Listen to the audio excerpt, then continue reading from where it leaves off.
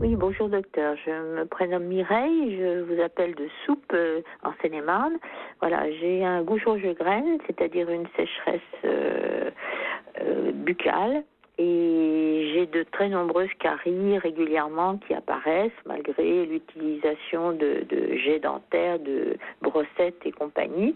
Donc je voulais savoir si véritablement cette sécheresse buccale était responsable de mes caries ou est-ce qu'il y avait un autre problème. Merci. Gérald, est-ce qu'il y a un lien entre la sécheresse buccale et les caries ? Oui, clairement. Alors déjà, juste un petit mot sur cette maladie qui est imprononçable, un Gougerot-Zwegren, même moi j'arrive pas à le prononcer. Qu'est-ce qu'on appelle le syndrome sec, c'est-à-dire qu'il y a effectivement les glandes salivaires qui ne remplissent pas leur rôle, donc qui assèchent la bouche, et puis syndrome parce qu'il y a plusieurs autres organes, et notamment les yeux, il n'y a pas les larmes non plus, donc c'est une sécheresse un peu généralisée. La bouche est pâteuse, on est obligé de prendre beaucoup d'eau à des heures régulières, il y a une langue qui est même un peu brûlante, dépapillée, parce que cette sécheresse a des conséquences sur les muqueuses, mais aussi, comme nous le dit Mireille, sur les dents, avec clairement un lien. Alors, ça ne veut pas dire qu'il n'y a que ça, mais c'est un facteur de risque supplémentaire, parce qu'on sait que la salive, elle est protectrice de l'émail et protectrice vis-à-vis des caries. Donc, il y a un traitement de fond de cette maladie, de ce Gougerot-Zwegren. Il y a des antipaludéens de synthèse, par exemple, il y a parfois de la cortisone, et puis il y a des nouvelles molécules, ce qu'on appelle des biothérapies. Et puis, il y a les petits moyens. Alors, dans les petits moyens, c'est déjà les brossettes, avoir une parfaite hygiène bucco-dentaire. Le problème, c'est qu'il ne faut pas trop d'hygiène bucco-dentaire, parce que sécheresse plus trop frotter, c'est-à-dire abraser, ça va créer une inflammation, et là on est dans un cercle vicieux, donc il faut y aller mais quand même mollo. Et puis il faut éviter un certain nombre d'aliments comme l'excès de sel par exemple qui va être irritatif, le café, le tabac évidemment. Il faut s'hydrater régulièrement tout au long des 24 heures, donc c'est 1,5 litre, 2 litres par jour. Et puis il y a des petits moyens comme le citron vert par exemple, le jus de citron vert, c'est très bien parce que ça va stimuler les glandes salivaires, comme les bonbons sans sucre ou les chewing-gums sans sucre aussi.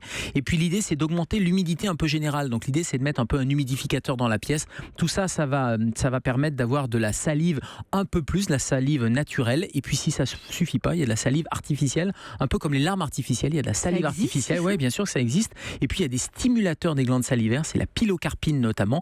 Et les médecins qui sont spécialistes de ces glandes salivaires sont les stomatos. Donc voilà, son médecin traitant peut l'aider, son pharmacien, avec ses petits moyens. Et puis il y a des stomatos qui sont même spécialistes des glandes salivaires. La deuxième question, c'est celle de Janine de Clermont-Ferrand. Et avec elle, on inaugure un nouveau genre, la question après la question.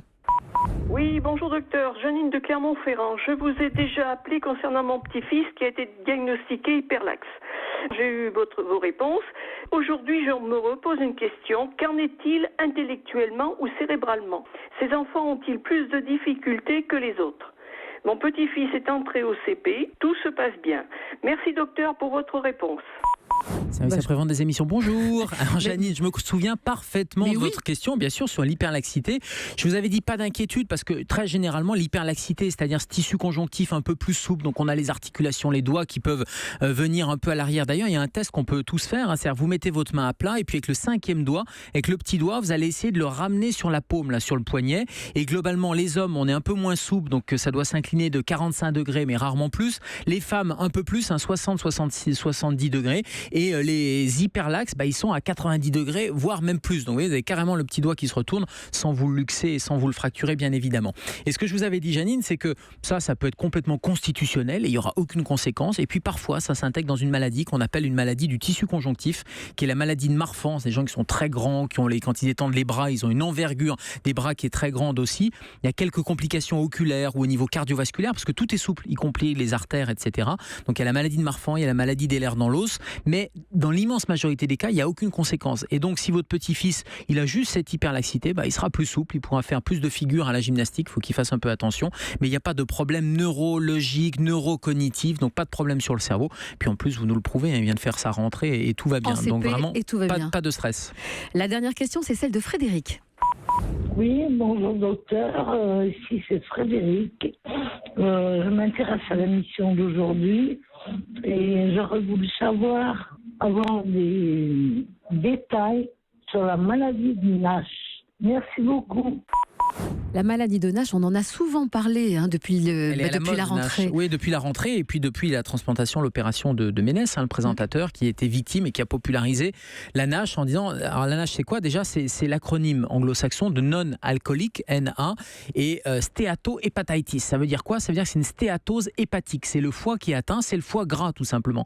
Alors c'est pas une cirrhose liée à l'alcool, ça peut évoluer vers une cirrhose, mais en tout cas c'est le stade avant et c'est le foie qui est un peu engraissé. Ça s'intègre dans une maladie un peu métabolique, un peu générale, parce que ça s'intègre avec le surpoids. Les gens qui sont atteints de NASH, il y a du surpoids, il y a de l'hyperglycémie, donc du diabète, il y a de l'hypertriglycéridémie, le cholestérol qui est élevé, il y a une adiposité centrale, on en a parlé hier avec cette fameuse graisse interne. Là clairement, il y a une graisse interne qui est importante et donc il y a un tour de taille chez les femmes qui est à plus de 88 cm. On avait dit, prenez votre mètre de couturière et mesurez au niveau du nombril, et si c'est à plus de 88 cm, c'est peut-être qu'il y a déjà un peu d'adiposité. Chez les hommes, c'est plus de 102 cm.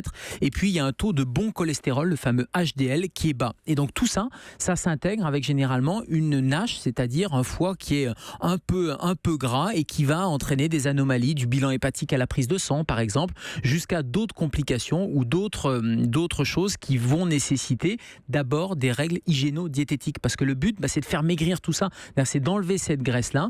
C'est réversible. Donc, quand on a des règles hygiéno-diététiques, quand on lève le pied sur les sucres rapides, sur les graisses, etc., on a une situation qui est réversible. Et puis, parfois, il y a des complications. Et Pierre Ménès, c'était le cas. Il y a eu des complications cardiovasculaires notamment.